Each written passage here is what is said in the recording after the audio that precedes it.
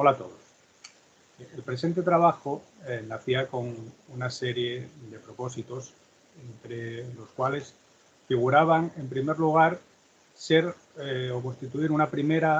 primer acercamiento sistemático a la historia del mutualismo minero en Asturias. Ser un trabajo que pudiese abrir nuevos campos de investigación hacia los estudios locales, hacia los estudios de casos concretos, o hacia el estudio del mutualismo minero en periodos concretos. Tenía también el propósito de ser una obra omnicomprensiva, es decir, facilitar el conocimiento del contexto en que se había desarrollado el mutualismo minero de Asturias y ser una lectura, por lo tanto, accesible a todo tipo de lectores. Se ha intentado mantener los estándares científicos y académicos propios de este tipo de trabajos, pero dando que fuera una obra que cualquier lector interesado, y sobre todo que los mutualistas pudieran tener un acceso, realizar una lectura provechosa. Partimos de la base de que el mutualismo es una realidad recientemente estudiada, sobre todo en el caso español y sobre todo en el caso de la minería en Asturias. Seguramente debido al retraso de nuestra historiografía, que después de la dictadura franquista consideró que había otros temas más urgentes en los que trabajar, sobre todo de lucha obrera y de represión. Pero, por suerte, ya contamos con una base sólida de estudios sobre la que fundamentar trabajos relacionados con el mutualismo minero asturiano y se hacía necesario abordar esta dimensión solidaria, en nuestro caso, de manera urgente también. Hay que tener en cuenta que la minería en Asturias representa un espacio sociolaboral en la que la solidaridad ha supuesto, si no el más, uno de sus principales emblemas, entrelazándose estrechamente con la acción del pujante movimiento obrero y cumpliendo un destacado papel en sus prácticas sindicales. Con el tiempo, también iba a desempeñar un rol señalado dentro de las tácticas de resistencia de los trabajadores durante el franquismo y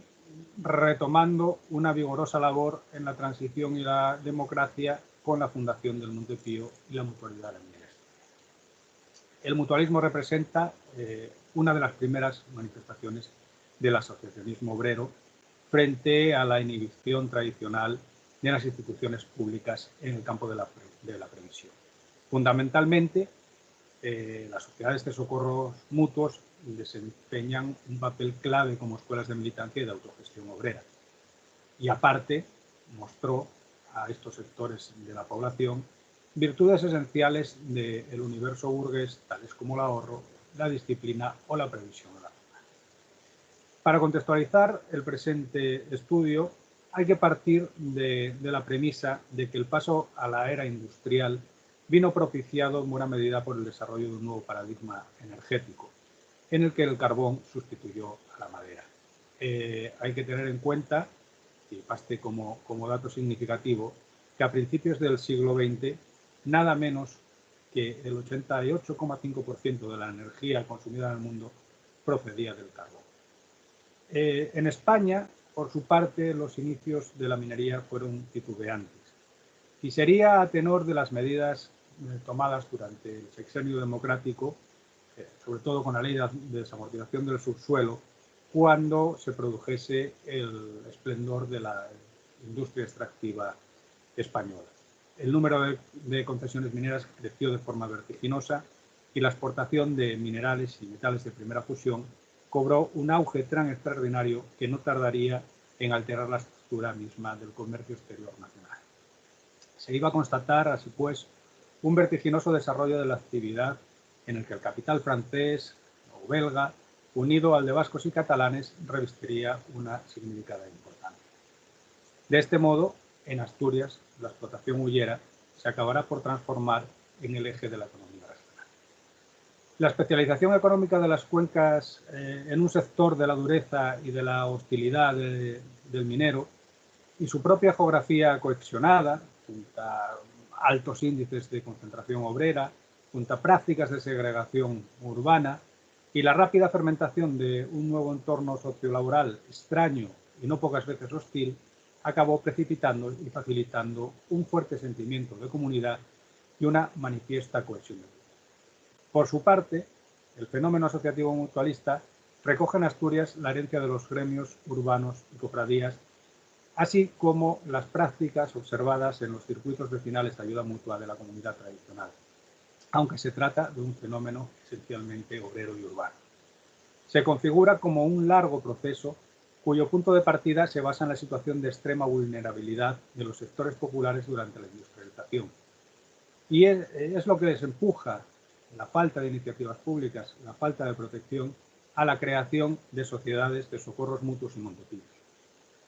Su dilatada vigencia da fe de la respuesta que ofreció a las demandas de los sectores más humildes de la sociedad durante coyunturas históricas muy diversas y de la solidez de las formas de solidaridad popular. El mutualismo, y esto supone un hecho relevante, sirvió para construir la identidad obrera y sirvió para construir la identidad popular, y constituyó una primigenia escuela de resistencia y autoorganización, conciliándose en este fenómeno sentimientos que trascendían lo meramente profesional y que alcanzaban a toda la comunidad. En muchos casos constituyeron el germen de organizaciones sindicales y, como poco, representaron una forma de acción social que acabará integrándose en aquellas asociaciones obreras de clase que habían intentado marginar el mutualismo por la competencia que suponía para su forma de movilización. Las sociedades de carácter patronal también contribuyeron, aunque a la mutualidad obrera, aunque desde propósitos obviamente de disciplina y de control social. Obviamente los empresarios eran conscientes de las posibilidades domesticadoras que la política social podía llegar a tener, y también de cómo, practicando ciertas prácticas paternalistas, podían llegar a frenar acciones reivindicativas,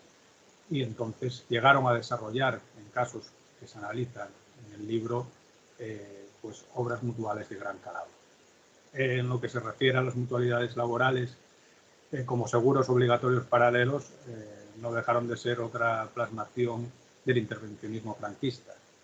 Dentro de los estrechos márgenes que durante la dictadura se permitieron, también cabe destacar la práctica del entrismo y la consideración de redes informales de solidaridad que se desarrollaron de forma evidente a lo largo del régimen de Franco. Ello no deja de significar que la herencia de los mecanismos de autodefensa mutualista seguían vigentes y eran plenamente operativos pese al aparato represor desplegado, especialmente en el caso de la minería, teniendo en cuenta que hasta la aparición de ETA, los mineros asturianos seguramente serían el colectivo más vigilado por las autoridades del régimen. Bueno, la observancia de estas tácticas solidarias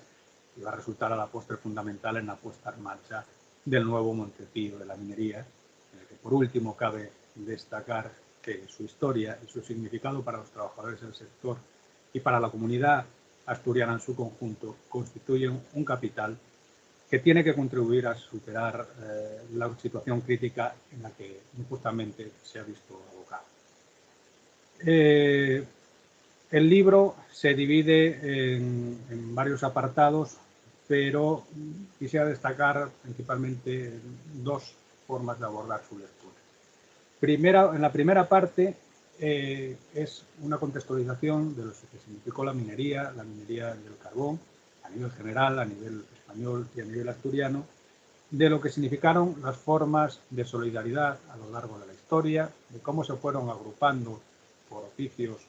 en gremios los diferentes trabajadores, o de cómo funcionaban los circuitos de ayuda mutua en las comunidades campesinas. Y por último, ya nos centramos en la parte que atañe al mutualismo minero en Asturias, con un capítulo dedicado a los orígenes y que llega hasta la Guerra Civil, uno dedicado a la previsión forzosa durante el franquismo, y por último otro capítulo en el que se habla de la puesta en marcha y las principales realizaciones del Montepío y mutualidad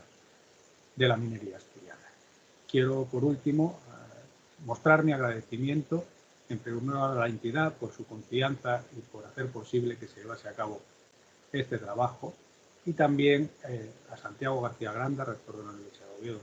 por su presentación al libro, y Adrián Barbón, presidente del Principado de Asturias, por su amable prólogo. Muchas gracias.